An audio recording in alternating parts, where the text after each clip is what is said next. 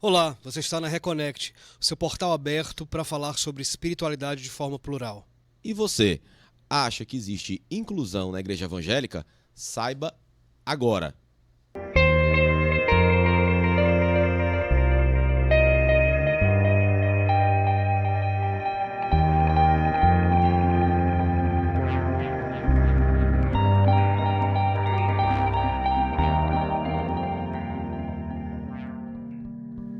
Olá, seja bem-vindo. Você está na Reconnect, seu portal aberto para falar sobre espiritualidade para além da religião. Então, aqui sempre comigo, ele, Roberto Leão. Olá, Roberto. Bernardo. Olá, galera reconectada, sejam bem-vindos. Eu sou um defensor da espiritualidade plural e hoje nós temos aqui ele que é teólogo, cientista social, pastor evangélico e fundador da igreja Sou Livre, que causou polêmica ao acolher abertamente o público LGBTI. Com a gente hoje, o pastor Felipe Scarella. Seja muito bem-vindo. Só errou, é Escarcela. Escarcela? É Escarcela, mas tá tudo certo. Enfim, Tá tudo certo. É de origem italiana? Sim, meus avós. Meus avós paternos são italianos. Escarela é uma doença, não, né? Não, de jeito nenhum. Me desculpe. Não, de jeito nenhum. Pastor, seja muito bem-vindo, que bom ter Muito você obrigado, aqui. muito obrigado. Eu agradeço o convite. Pastor, como foi essa tua busca espiritual? Como foi? Você foi pastor bem novo, né? A gente estava conversando aqui em off. Você foi pastor com 17 anos. Sim. Então, como foi a tua busca? Você sempre tendenciou para o lado evangélico, cristão? Como foi a tua busca? Vamos lá. Eu nasci numa família majoritariamente protestante, né? Meus pais são evangélicos, de igrejas tradicionais. Meus bisavós já eram pastores. Então, a história vem de longa data. Herdou o talento. Basicamente, o chamado. E foi quase que natural. Eu não me imagino, eu não tenho memória de querer ser outra coisa senão pastor. Só que tinha na minha cabeça que pastor não é carreira. Então a gente vai estudar, vai se preparar para viver como todo mundo vive e trata o ministério como uma vocação. Uma vocação que apareceu muito cedo, por isso, como eu estava te comentando, eu fui ordenado com 17 anos. Então eu tenho 32 anos, mas já são 15 anos de ministério pastoral. Que coisa cedo. Bacana, muito bacana. Pastor, deixa eu fazer uma pergunta. O cristianismo evangélico, enquanto movimento cristão, foi criado no século XVII, com o protestantismo, enfim. Existem muitos subgrupos ou igrejas oriundas desse movimento, de todo tipo. Você é da Sou Livre, não é isso? O que é que diferencia a Sou Livre das demais igrejas evangélicas? Essa é uma pergunta bastante interessante que tem sido feita com uma certa frequência para a gente. Vamos lá. Como você disse, o movimento evangélico, ele surge no século XVII. Né? É oriundo da Reforma Protestante. Na Reforma Protestante existe uma máxima, diferente do catolicismo, que é o apoio à livre interpretação das Escrituras.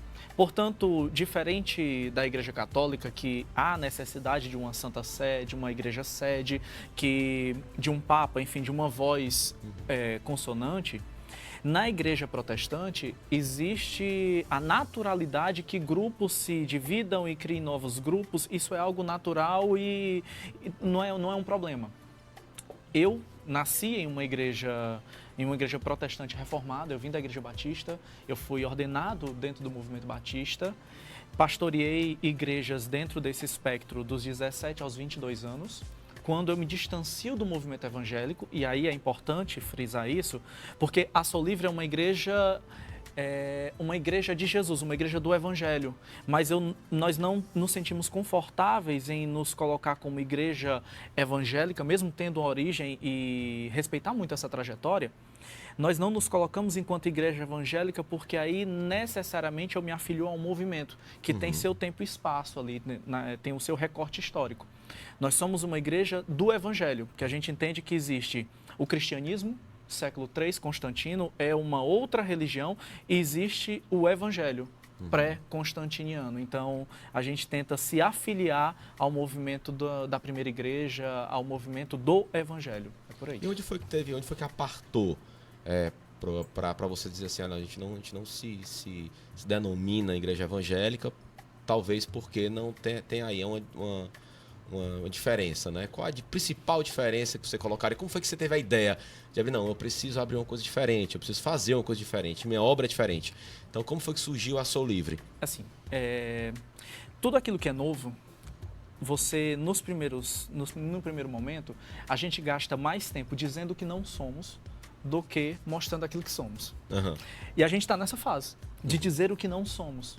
Quando eu digo que sou, por exemplo, se eu dissesse que sou evangélico, naturalmente nós seríamos afiliados a um movimento que tem por base, infelizmente, questões de ordem sexista. Uhum. É um problema ainda não superado dentro do movimento evangélico. Nós temos, hoje, no Brasil que nós temos, é muito fácil dizer o que é evangélico.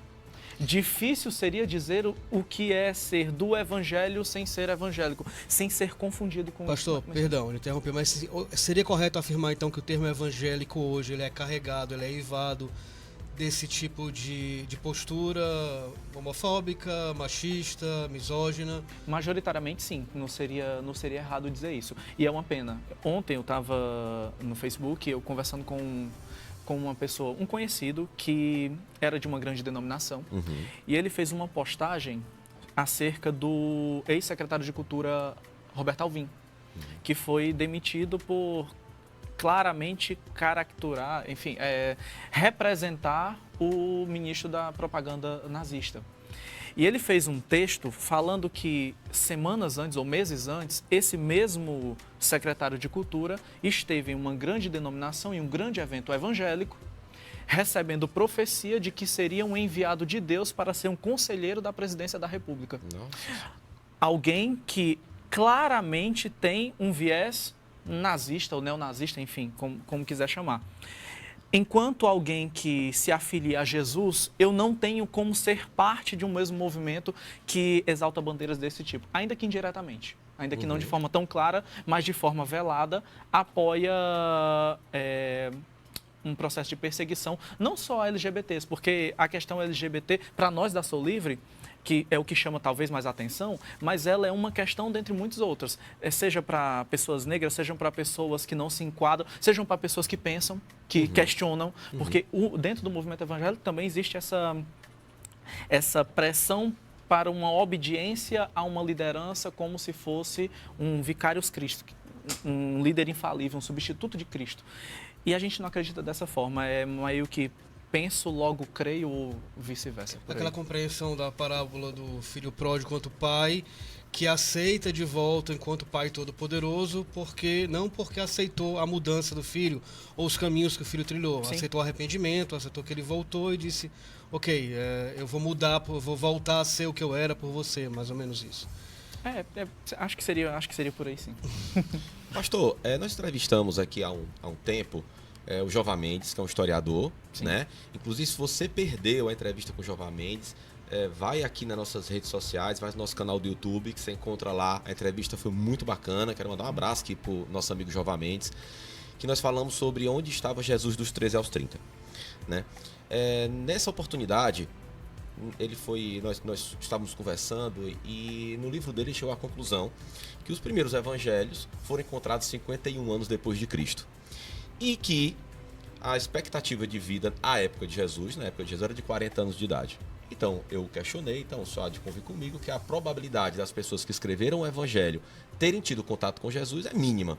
E ele concordou, que realmente era mínima. E nós também chegamos a uma conclusão que muito do que a Bíblia hoje, os Evangelhos hoje carregam, tem muito, sim, do DNA da cultura da época. Sim. O senhor acha que esse seu movimento é um dos primeiros movimentos que tem acontecido para tentar adaptar a Bíblia aos tempos modernos? Vamos lá, tem muitas nuances para a gente conversar sobre isso. Primeiro de tudo, para a gente essa discussão sobre... da forma que você colocou, ela não é de todo fundamental para aquilo que a gente pensa. A gente entende Jesus, eu acho que essa seria a melhor definição, a gente entende Jesus como a nossa chave hermenêutica para a compreensão não só da Bíblia, mas da vida. Sim. Óbvio que nós entendemos, e aí é uma posição divergente da igreja, nós entendemos a Bíblia como ela é. A Bíblia, ela fala sobre a história de um povo, principalmente o Velho Testamento. O Velho Testamento não é necessariamente do Gênesis até o livro de Malaquias, tudo palavra de Deus para os nossos dias. Ele retrata a ação de Deus e dos homens em um tempo. E ele sim está enquadrado dentro de uma cultura, dentro de um tempo, dentro de uma geografia. Os evangelhos da mesma forma. Muitas vezes, muitas coisas que o apóstolo Paulo fala, e foi o primeiro doutrinador da igreja, ele tem a responsabilidade, coisa que a maior parte dos líderes cristãos não tem, de dizer, agora falo eu e não o Espírito. Agora falo o Espírito e não eu. Isso aqui é minha opinião acerca desse assunto. Por exemplo, a igreja ficou muito tempo dizendo que mulheres não poderiam usar o púlpito. A mulher podia orar, a mulher podia fazer tudo. Ela só não podia usar o microfone e ensinar. E basearam isso em um texto de Coríntios que Paulo diz que as mulheres devem ficar caladas. Ora, o texto tem a ver com um tempo e tem a ver com uma situação específica em que o próprio apóstolo Paulo coloca como um conselho para aquela realidade e não como doutrina. Mas a igreja se apegou a usos, costumes, culturas que não são da sua época. O movimento de reforma protestante, ao qual esse sim eu me afilio, foi uma tentativa de, como tem um teólogo que eu gosto muito, que eu cito bastante, que é o Calbart, que ele diz que quem quer ser relevante enquanto pregador do evangelho precisa ter a Bíblia em uma mão e o jornal do dia no outro. Porque senão a mensagem não tem relevância. Não existe, eu não tenho por que ser relevante se eu trato de questões, não pode comer, por exemplo, carne de porco, não pode misturar tecidos. A Bíblia diz, inclusive pune com apedrejamento quem usa camisa de tecido. Ora, quem usa viscose com algodão é pecado, segundo a Bíblia. Então, o movimento de reforma foi um processo de atualizar a mensagem, que essa sim é uma mensagem eterna, como nós cremos, a mensagem de Jesus, a vida das pessoas no seu tempo. O problema é que a gente tem uma mania. Tem um outro autor, que cabe muito agora, que diz que toda instituição passa por 3 estágios: movimento, monumento e mausoléu. A gente tem uma facilidade de transformar aquilo que é movimento e querer logo construir monumento e naturalmente vira mausoléu. A reforma, ela não era para ter sido um processo que terminou em 1500. A reforma, ela precisa acontecer todos os dias na vida daquele que conhece Jesus. O apóstolo Paulo diz em Romanos 12 que para conhecer a boa vontade de Deus, a boa e perfeita vontade, eu preciso renovar o meu entendimento constantemente. A nossa tentativa enquanto sou livre não é atualizar a Bíblia não precisa de atualização. É encontrar os princípios de Jesus que estão nas Escrituras e trazê-los para a nossa realidade, para as nossas demandas, porque a Bíblia não fala sobre tudo, porque a cultura da época é outra. Enfim. Essa visão anacrônica e literal da Bíblia, salvo algumas exceções, ela é mantida para a própria manutenção dos fiéis, através do medo de ser punido, enfim. Então, assim, como é que uma igreja evangélica hoje consegue catequizar, né, ter fiéis e se manter sem ter uma visão mais progressista? É possível? Ou não é o objetivo da Sou Livre? É assim, a gente não enxerga como a maior parte das instituições, e aí eu posso falar, porque eu vim de dentro, então, como a maior parte das igrejas evangélicas, principalmente as igrejas neopentecostais, nós não enxergamos pessoas como números ou como cabeça de gado, que eu boto no curral para procriar e crescer, e crescer, e crescer. A gente enxerga gente como gente. Vocês com certeza conhecem, eu acho espetacular o monólogo do Grande Inquisidor, do Dostoiévski, que ele fala, um bispo que prende Jesus e diz que Jesus estragou a obra que a igreja demorou 1000 anos consertando o que Jesus tinha feito. Porque Jesus veio da liberdade e a igreja construiu segurança. É o mesmo dilema, é a mesma dicotomia da sociedade. A gente vive ciclos de segurança e liberdade, busca por segurança e busca por liberdade. A gente entende, em Gálatas 5:1 diz que Jesus nos libertou, nos chamou para a liberdade. Ele ainda diz o seguinte: não deixem, pois vocês que já foram livres, que coloquem sobre os ombros de vocês outro jugo. A gente entende que liberdade é um fator primordial, não só na mensagem de Jesus, como na criação.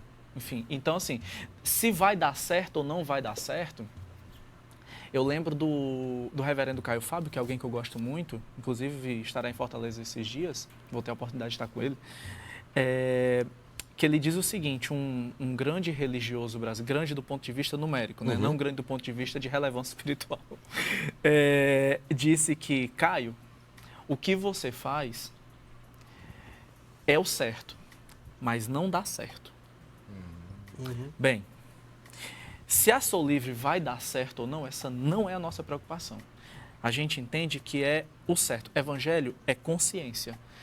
O Espírito, ele trabalha no nosso entendimento, na nossa consciência. E pecar não é nada além do que pecar contra a própria consciência. A nossa consciência é de liberdade e que as pessoas precisam de liberdade e que elas precisam ser livres. Se elas entenderem que essa mensagem de liberdade é relevante para a vida delas, elas serão muito bem-vindas entre nós. Se elas não entenderem, a gente vai continuar tranquilo e elas vão encontrar um lugar em que se sintam confortavelmente aprisionadas. E não é problema pra gente.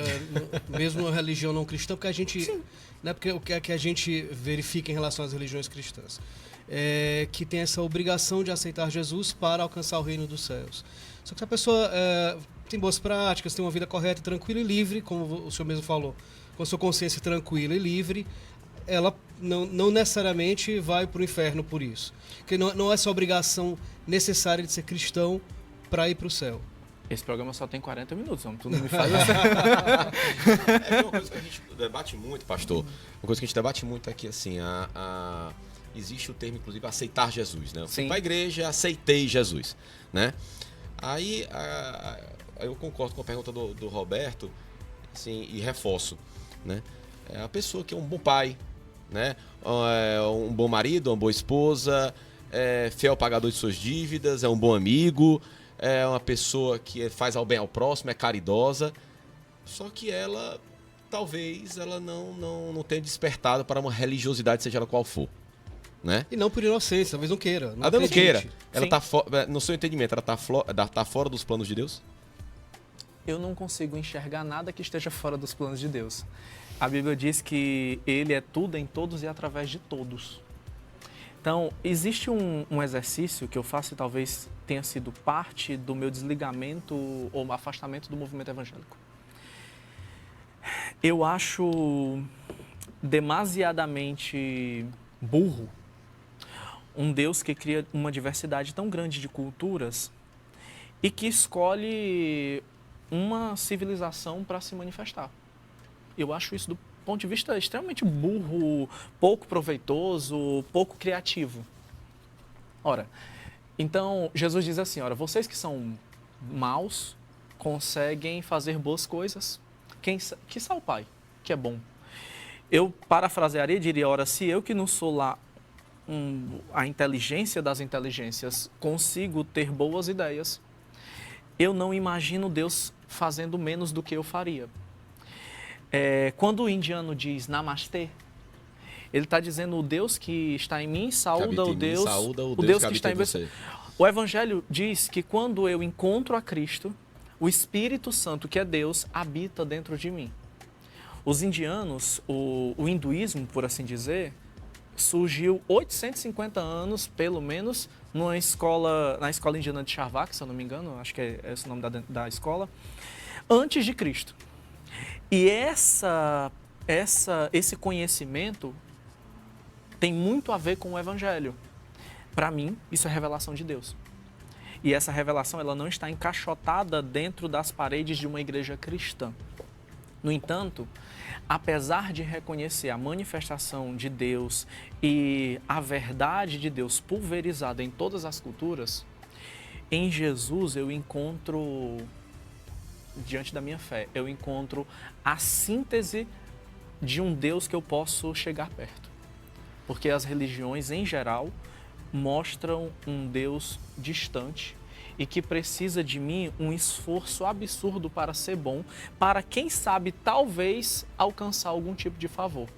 Em Jesus, eu encontro um Deus que reconhece a nossa humanidade, reconhece que eu não sou capaz de ser bom, porque por mais que eu seja bom marido, talvez a minha esposa não concorde se eu sou tão bom assim. Por mais que é algo absolutamente relativo. Eu me considero bom pai, mas talvez o meu filho cresça cheio de traumas e identifique esses traumas em alguma coisa que eu sem querer fiz. Então, é algo absolutamente relativo. A bondade humana, a nossa moralidade, a nossa visão acerca de si mesmo, ela costuma ser inflada. Jesus é Deus reconhecendo, realmente não há possibilidade de conseguirem sozinhos. Vamos fazer o seguinte? Eu resolvo para vocês. Isso é graça. Jesus é o Deus que eu posso chegar perto. E a mim, isso basta. Você acha que existe bem sem mal? Mal sem bem? Ou bem é simplesmente a ausência do mal e um ou outro se complementam? E complementando, essa visão maniqueísta da Bíblia de bem e mal muito definido, isso é real, isso se vê no nosso cotidiano, isso é possível ser visto e ser vivido no nosso cotidiano? Essa dicotomia, ela está em todas as coisas que existem. Só que Deus, ele não existe. Deus é. É diferente, é uma outra dimensão. Para existir, ele precisa se rebaixar ao escopo das coisas que existem e precisa ser... Por isso que para mim não é um problema discutir ou tentar provar a um ateu que Deus existe, porque ele está certo, Deus não existe, ele é. Uhum. Em Deus, eu enxergo, e aí a partir de Cristo, porque como eu disse, se Cristo é o Deus que eu posso chegar perto, Cristo é a única manifestação de Deus que eu posso mensurar e descrever. O resto, o Deus Pai, o Deus Todo-Poderoso, é alguém que a própria Bíblia diz que ninguém viu e nenhum olho verá. Jesus é a manifestação dele. Nesse Deus que eu vejo em Jesus, eu encontro bondade. Eu não encontro maldade. Pastor, mas aí a gente vai para o Velho Testamento e nós vamos encontrar uma série de situações em que a Bíblia diz que Deus mandou fazer uma série de atrocidades que, na minha visão, não se distanciam tanto assim do nazismo. Bem, como eu disse, a Bíblia é a visão de um povo acerca da ação de Deus no meio deles. E muito do que está na Bíblia, por exemplo, quando Davi diz, Senhor, Tu és aquele que entrega os meus inimigos na minha espada. Bem, qualquer cristão contemporâneo vai dizer, Senhor, me ajuda, porque essa vizinha me perturba muito. Ela vai enxergar o outro como inimigo. E aí eu coloco isso como a minha visão acerca daquela situação e um monte de gente, 4.000 anos depois, vai dizer que isso é Deus falando. A gente é um pouco mais inteligente do que isso. Acho que dá para ter uma outra leitura. Tá, mas respondendo, pastor, sendo bem direto, só acha que é possível uma pessoa boa? Aí nós estamos idealizando que para nós é bom, certo, né? Ou dentro de um preceito, é isso mesmo. ou dentro de um preceito, sim, né? Mesmo sendo bom perante os nossos preceitos, né? Certo. O senhor acha que é necessário uma religião para se religar a Deus? Religião é um conjunto de crenças, é um conjunto de normas, e eu não enxergo ninguém sendo feito...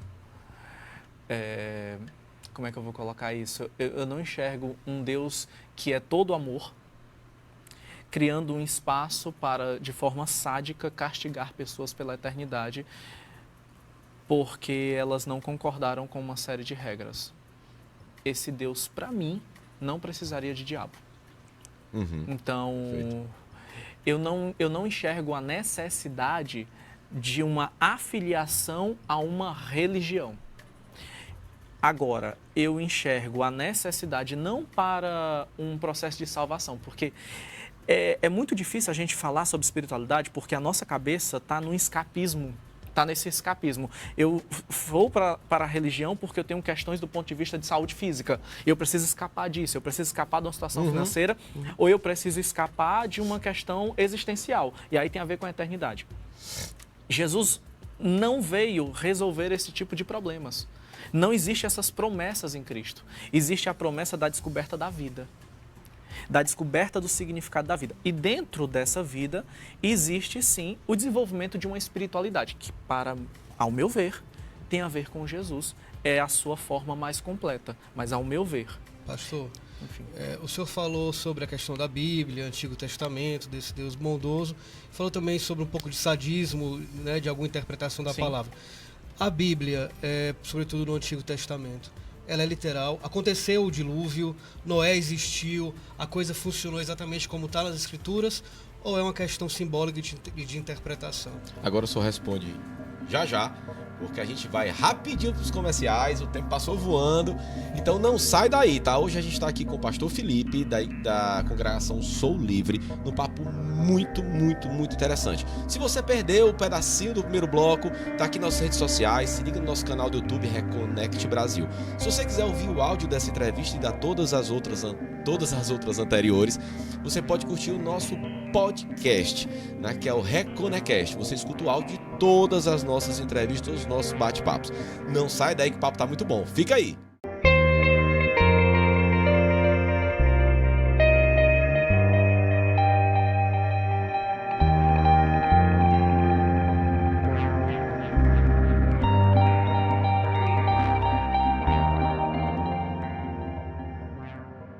Voltamos, você está na Reconnect, seu programa sobre espiritualidade para além da religião. Então, se você perdeu o primeiro bloco, né, desse papo super bacana sobre a Sou Livre, você vai saber já o que é se você perdeu o primeiro bloco. Então, se você perdeu, você vai no nosso canal do YouTube, Reconnect Brasil, lá tem esse primeiro bloco, como esse programa inteiro, como todas as entrevistas anteriores. Se você quiser só ouvir o áudio dos nossos programas em qualquer lugar do mundo, nas principais plataformas, tô errando muito agora, tô enganchando, principais plataformas de streaming, você vai no Spotify, no Deezer e dá uma olhada lá na Reconnect, que tem o áudio de todos os programas anteriores, tá? Então aqui comigo, Roberto, antes do comercial, fez uma pergunta super bacana aqui para o pastor Felipe. Exatamente, pastor. A minha dúvida é a seguinte: a Bíblia, enquanto escritura sagrada, ela deve ser vista de forma literal. Eu tenho uma dúvida. Noé existiu, o dilúvio existiu, Adão e Eva existiram ou são simbologias?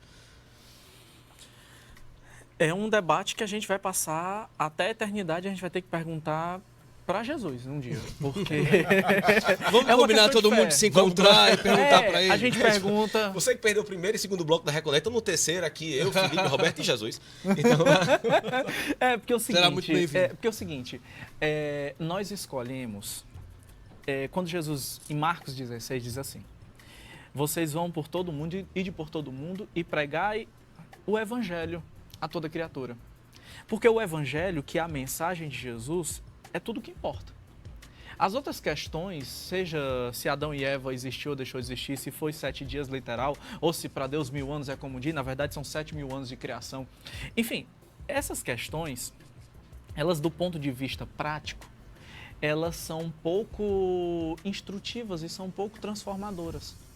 Então, eu escolhi focar naquilo que eu entendia ser transformador e que respondia às questões existenciais que haviam na minha vida e talvez na vida dos outros, espero que sim, que todas elas têm a ver com Jesus. Então assim, Felipe, acredito que Noé existiu. O senhor é criacionista? Sim, sou criacionista, com certeza. Eu sou criacionista, mas não sou um militante criacionista anti-ciência, de forma nenhuma. Acho que as coisas podem coexistir. Eu acho que estamos chegando a uma verdade sobre a criação de pontos de vista distintos e que em algum momento isso vai convergir em Deus. Mas isso é fé. E aí eu não tenho como provar e nem é importante. Pastor, vivemos num mundo plural, né? E laico, sim, no país laico. Então estamos ainda, né? Então estamos ainda no caminho. Sempre. Sim, né? sim, estamos no caminho.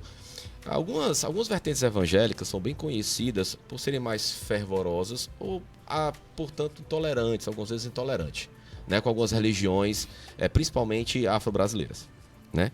Como o senhor vê essa intolerância em relação a essas religiões e como o senhor as enxerga? Eu não enxergo em nenhum tipo de intolerância nada que remeta a Jesus. Absolutamente nada.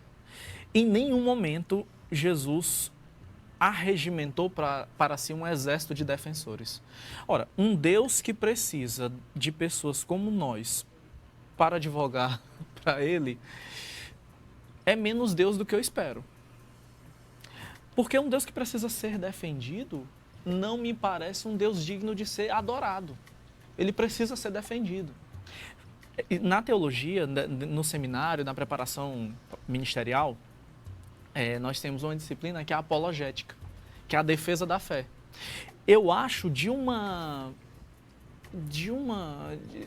absolutamente desnecessária, porque evangelho não é para ser defendido, é para ser vivido. Espiritualidade não é para ser defendida, é para ser vivida. Então, qualquer tipo de perseguição que seja ao mais dissonante ou mais distante daquilo que eu penso, essa perseguição necessariamente ela não tem a ver com Jesus. Jesus é acolhimento. Jesus nunca apartou de si pessoas que estavam distante daquilo que ele cria. O único desconforto dele era com aqueles que estavam muito próximos dele ou que se entendiam enquanto mestres da lei como ele.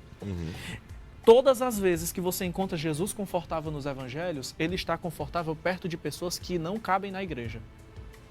Todas as vezes que você encontra Jesus desconfortável, sendo perseguido ou se afastando, ele está fazendo isso em relação a pessoas que parecem muito com os líderes religiosos cristãos do nosso tempo. Pastor, hoje nós temos no Brasil estimado 20 milhões de pessoas que se declaram abertamente LGBT, fora as pessoas intersexo, né? Como foi que o senhor teve a ideia de abrir a sua congregação para as pessoas, acolher essas pessoas que algumas igrejas evangélicas não conseguiam acolher, né? E você sofreu retaliação, sofreu críticas da comunidade evangélica por isso? Vamos lá.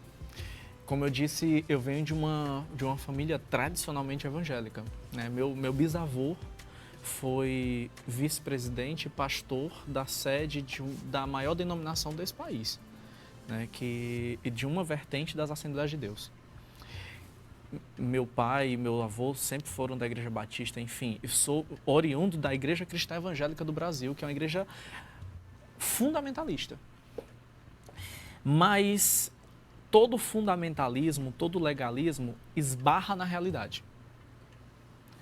Com a Sou Livre não foi diferente.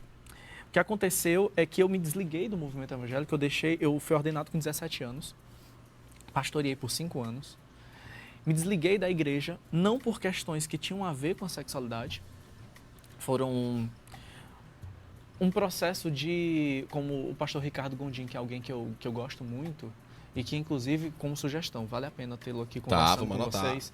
Vamos anotar aí. O pastor Ricardo disse, eu estava conversando com ele no mês passado, e ele disse que ficou muito feliz porque a gente não continua crendo apesar de todas as coisas, a gente ressignifica a fé e volta a crer. O que aconteceu comigo foi isso. Eu me distanciei da igreja porque eu não conseguia conceber uma igreja que era tão diferente do Jesus que eu lia. Mas você chegou a conceber essa igreja, chegou a ser fundamentalista em algum momento da sua vida? Talvez. Provável que sim. É provável que em algum momento eu tenha sido muito fundamentalista. Inclusive, eu gostaria muito de encontrar pessoas que eu teria tratado como um fundamentalista para me desculpar. Mas assim, ainda não aconteceu, mas provavelmente eu tenha sido em algum momento. Eu me distancio dessa religião e nesse processo de Felipe laico, versão laica, eu acabo me descobrindo também na minha sexualidade. Acabo tendo outras vivências na minha sexualidade e aí, apesar do desejo de retornar à construção de espiritualidade que tem a ver com Jesus, aí não me cabia mais. Antes me cabia. Mas depois que eu me descubro enquanto fora da heteronormatividade, não me cabe mais. Aí eu pesquisei, acabei visitando uma igreja que se coloca enquanto igreja inclusiva. Fiquei 3 meses. Foi uma experiência importante, mas não foi uma experiência de todo benéfica, porque existem 2 movimentos no Brasil, pelo menos, 3 movimentos. Uma igreja abertamente LGBTfóbica, conservadora, reacionária, que construiu um projeto de poder que fundamenta isso em algum texto das Escrituras, mas que não tem a ver com Jesus. Existe uma igreja que é o meio termo, que acolhe pessoas LGBTs, mas coloca essas pessoas construindo para elas uma cidadania de segunda classe. Olha, vocês são bem-vindos, vocês podem inclusive dizimar e ofertar, não é problema, mas vocês não podem exercer posições de ensino porque vocês são LGBTs. Então, fica aqui com a gente fica aqui te amando, mas fica quietinho aí na sua. A gente fica aqui te amando. Gay, mas não seja afeminado, É isso, sabe? Você de fato constrói uma cidadania de segunda classe para esse público. Existem grandes igrejas desse jeito. É a igreja tipo assim, não, aqui a gente não fala nisso, mas os pastores no Instagram pessoal podem falar abertamente e apoiar posicionamentos extremamente reacionários. Mas na igreja, ó, não fala não, que é para não estragar, porque eles são uma parcela importante da nossa igreja. E tem uma outra vertente que são as igrejas inclusivas, que nós acabamos enxergando, e aí eu passei por lá, que na verdade são igrejas pensadas para o público LGBT. E aí já é problemático. Porque igreja não deve ser igreja pensada para nicho, porque igreja não é mercado, igreja não é loja, igreja não tem a ver com isso. Igreja tem a ver com acolher pessoas, gente que é gente. Uhum. E eu não me senti confortável em um ambiente pensado como um clube gay gospel. Uhum. Aí a gente passei, mas preferi ficar em casa. Aí conversei com um amigo meu, que é pastor também, conheço há 14 anos pelo menos. Pensei em ficar na igreja dele, que é uma instituição dessas que estão se abrindo para a questão da homoafetividade, enfim, dessa inclusão. É uma pessoa muito progressista, que eu gosto muito. E ele disse, Filipão, por que tu não começa uma reunião de oração na tua casa? Você é pastor, eu te conheço, você tem chamado, tem ministério. Eu queria muito você aqui com a gente, mas eu acho que tem um negócio para acontecer na tua vida que não tem a ver com a gente aqui. E a gente caminha junto. Inclusive, ele já foi pregar lá na Soul, é um amigo muito querido. E a gente começou, dia 9 de janeiro, na sala do nosso apartamento, uma reunião, era eu, meu noivo e mais 2 amigos. Na segunda e numa quarta-feira. Na segunda quarta-feira, nós éramos, ao invés de 4, nós éramos 15. Isso foi crescendo. Em dia 10 de março, nós fizemos o nosso primeiro culto, numa faculdade no centro, e acabou virando o que a Soul Livre é hoje, né? A igreja em Fortaleza, nós estamos com um grupo em Sobral, que a gente vai abrir a igreja de Sobral agora em março. Legal. Enfim, a coisa tomou forma sem que a gente tivesse... Aí responde aquela sua primeira pergunta. Tem como dar certo? Olha, não é a nossa preocupação, mas as pessoas estão chegando. Eu acho que quando se ouve sobre liberdade, quem não se acostumou à escravidão ou quem não gosta de gaiola confortável vai tentar experimentar se é isso mesmo. E é o que tem acontecido e tem chegado e tem experimentado e tem ficado. E a gente está muito feliz com isso. O Bernardo falou sobre a imensa população LGBT. O senhor falou sobre a questão do acolhimento e não colocar como se fosse um gueto, né? Sim, exatamente. Na verdade, é plural. Nós somos uma igreja totalmente plural. Nós temos famílias de todos os espectros. Inclusive, é um espaço em que os LGBTs que estão com a gente, nós temos, por exemplo, uma pessoa que é LGBT, aí tem a mãe, o pai, os irmãos, inclusive pessoas, famílias heteroafetivas, com filhos, que congregavam em igrejas tradicionais, não se sentiam confortáveis pelo tratamento dado ao irmão, ao cunhado, e seja lá o que for, e estão vindo para a Soul Livre, vêm congregar com a gente, famílias de todos os espectros, enfim. Então, é isso. Não, um espaço exatamente plural. isso que eu queria saber. Na verdade, assim, existe uma impressão, falsa impressão, Sim. de que essa imensa população LGBT, não sendo acolhida por igrejas cristãs, vão deixar de ser LGBT. Não vão deixar. Não. Né? Crianças, não vai acontecer. Não vai dar certo. Não tem. Então elas precisam ser acolhidas. Na Soul Livre há esse acolhimento de uma forma inclusiva no sentido de ser pessoas, de serem pessoas. Essa é a questão. A gente não acolhe LGBTs, a gente acolhe gente.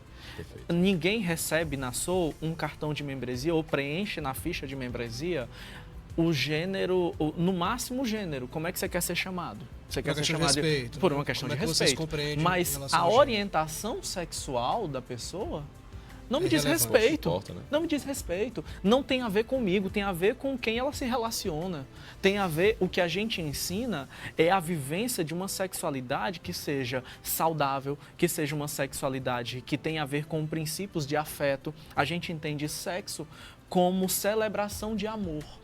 A gente entende que esse amor, ele tem muitos formatos. E enquanto igreja, a igreja passou séculos tentando normatizar como as pessoas iriam se relacionar.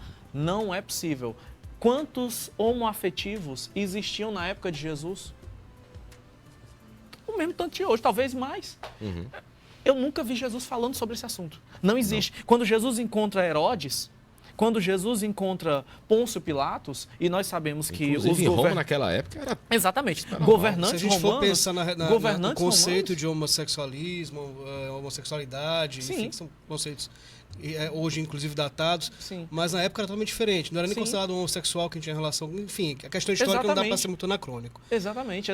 Então assim, não há em Jesus nenhum tipo de menção acerca disso. Não era uma questão, não estava na ordem do dia. Esta questão da homoafetividade, da LGBTfobia, ela não passa de discurso que tem a ver com um projeto de poder. É um nicho gigante dentro do movimento evangélico e até do movimento católico, a ala mais conservadora da Igreja Católica, que escolheu um inimigo comum para alçar voos que tem a ver não com a Nova Jerusalém que desce do céu, tem a ver com Brasília.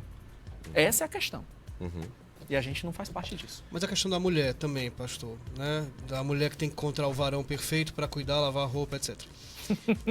Eu linko com outra pergunta. Varão perfeito. Essa foi ótima. Vai morrer sem encontrar.